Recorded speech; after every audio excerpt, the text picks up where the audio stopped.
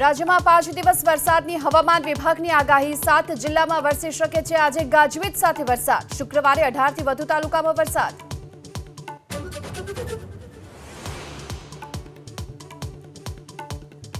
પંજાબ હરિયાણા સહિત 14 રાજ્યોમાં 5 દિવસ હીટવેવનું એલર્ટ શિમલામાં ગરમીએ તોડ્યો 10 વર્ષનો રેકોર્ડ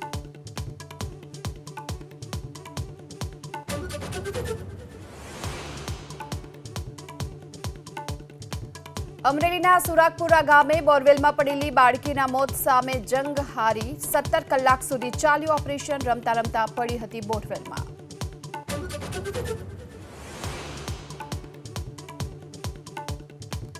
ફાયર એનઓસી અને બીયુ પરમિશનને લઈ સુરતમાં વધુ 47 સ્કૂલોને નોટિસ આપતામાં કામગીરી પૂર્ણ કરવાના આદેશ